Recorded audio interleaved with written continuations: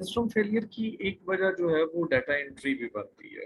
अगर आपने डाटा ही उसमें जो है वो गलत फीड किया हुआ है तो ऑब्वियसली आपका अगर एप्लीकेशन आपका प्रोग्राम उस डाटा के बिहाफ पे रनिंग कर रहा है तो वो उसके लिए जो रिजल्ट जनरेट करेगा वो गलत ही करेगा। मिसाल के तौर पर आपने एक सिस्टम बनाया है जो ऑटोमेटिकली अटेंडेंस भी मार्क कर रहा था उसी के बिहाफ पर, बाद में जो है वो उसकी सैलरी को वो कैलकुलेट कर लेता था कि इतने दिन इसके इतने घंटे की प्रेजेंस मौजूद है तो इसका पर और रेट ये था तो इतने इसके जो है वो पैसे बनते हैं। लेकिन जब आपने उसको डाटा एंटर करने लगे उस वक्त आपने उसकी पर और सैलरी जो है वो गलत एंटर कर दी। ऑब्वियसली एट द एंड जब रिपोर्ट जनरेट होगी उसकी सैलरी की वो ठीक नहीं जनरेट होगी।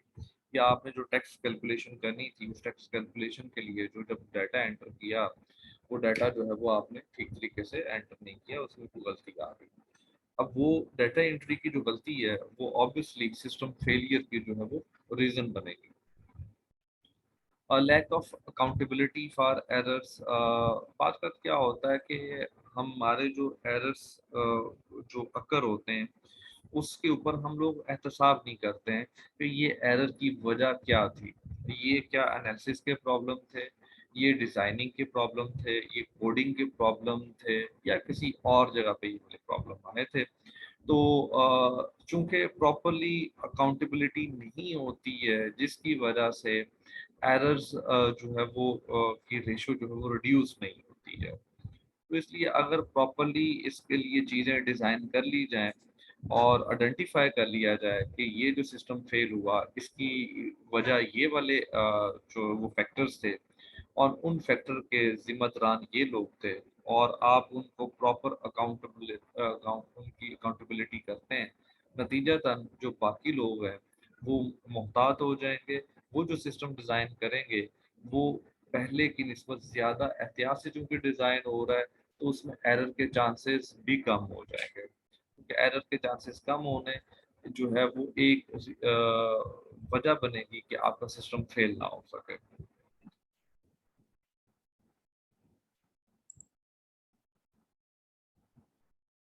अ, कुछ सिस्टम्स फेल हुए जो कि बहुत पॉपुलर थे, जैसे आपके ये यहाँ पर इस वक़्त कुछ आ रहे हैं। इसमें से मैं सभी तो नहीं, चंद एक को हम लोग जो है वो डिस्कस करेंगे अपनी स्लाइड्स के थ्रू।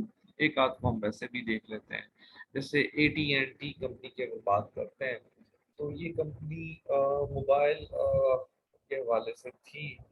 और इस कंपनी को बहुत ही ज़्यादा नुकसान जो हुआ अपने एक प्रोग्राम की वजह से हुआ। काफ़ी बड़ी अमाउंट थी, वो इस वक्त मेरी जेब में नहीं है, लेकिन काफ़ी अच्छी खासी अमाउंट में इसको नुकसान हुआ। और जब वो प्रॉब्लम को रेक्टिफाई करने के लिए देखा गया, तो जो प्रोग्राम लिखा गया था, तो एक जगह स्विच स्टेटमेंट में जब केस यूज़ किया गया, तो वो ब्रेक की स्टेटमेंट नहीं। आप क्योंकि प्रोग्रामिंग से सब फैमिलियर हैं, तो आपको पता होगा कि सी लैंग्वेज में जब हम स्विच स्टेटमेंट यूज़ करते हैं, तो उसमें मुख्तलिफ तरह के केसेस बनाते हैं और हर केस के एंड में जो है वो ब्रेक की स्टेटमेंट लगाई जाती है। अगर वो ब्रेक की स्टेटमेंट ना लगाई जाए, तो जो नेक्स्ट उसके बाद वाला केस होता है, वो भी एग्ज़ीक्यूट हो जाए। तो एक ब्रेक की स्टेटमेंट जो है वो किसी एक केस में मिस थी, जिसकी वजह से उसके बाद वाला केस भी जो है एग्जीक्यूट हो जाता था। नतीजतन वो प्रॉब्लम जो है वो आना शुरू हो गई, जिसकी वजह से एटी&टी कंपनी को काफ़ी ज़्यादा जो है नुकसान का सामना करना पड़ा। इसके अलावा कुछ और भी एग्जांपल्स यहाँ पे मेंशन है।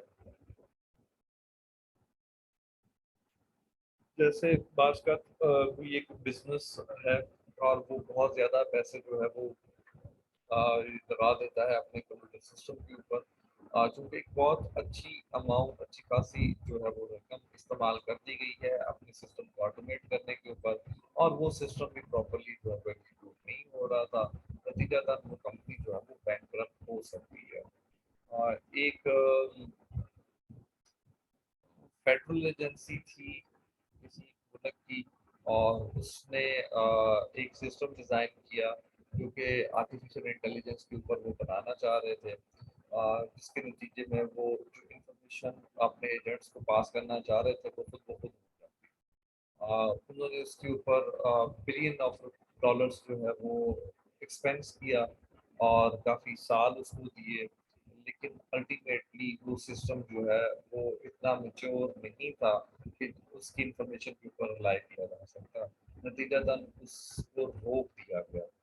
तो वो सारा टाइम जो उसके ऊपर स्पेंड किया गया, वो सारा पैसा जो उस प्रोजेक्ट के ऊपर लगाया गया, वो दोनों जो है वो ज़ाया हो। चूँकि वो गवर्नमेंट की थी इसलिए वो बैंकरप्ट तो नहीं हो सकी। लेकिन अगर इतना पैसा उन्होंने लगाया, अगर कोई एक आम वो दरमियाने दर्जे की कंपनी होती, यकीनी तौर पे उसको जो है वो बैंक जो है उसकी क्लच वगैरह में चले जाता और वो बैंकरप्ट हो सकती थी।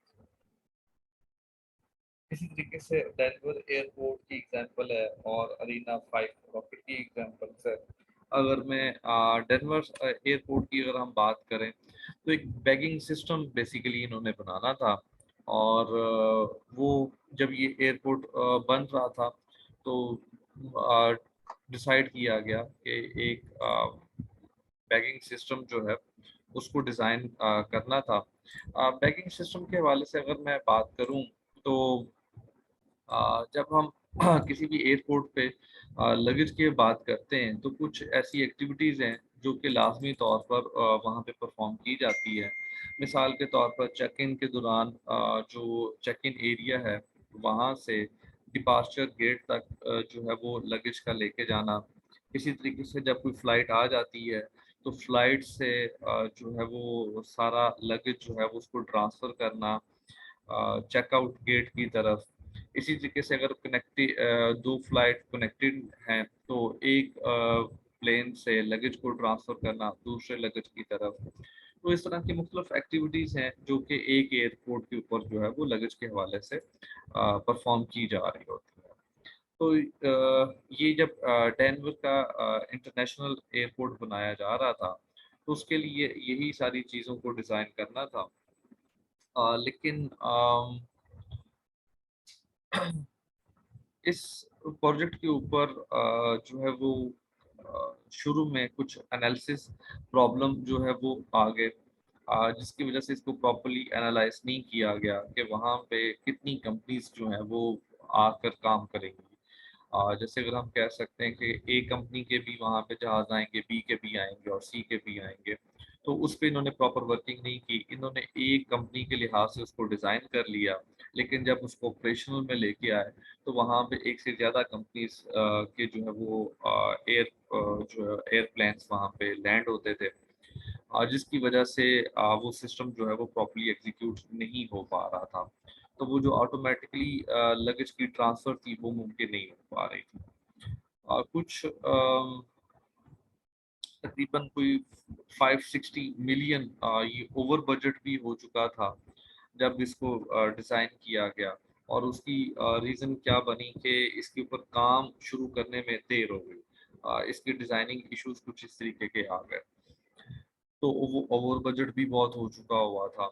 ऊपर से फिर जो एक जहाज़ के लिए, एक एयरप्लेन कंपनी के लिए इसको डिज़ाइन करके जब एग्ज़ीक्यूशन में आए तो वहाँ पे ज़्यादा थी, वो भी प्रॉब्लम होगी। तो उन्होंने फ़ौरन इसको शिफ्ट किया मैनुअल के ऊपर कि एक एयरप्लेन की जो एक्टिविटी है वो सिस्टम के ऊपर चलेगी और बाकी जो जहाज़ हैं, उनकी जो कंपनीज़ हैं, उनके लिए मैनुअल सिस्टम जो है वो अडॉप्ट किया गया।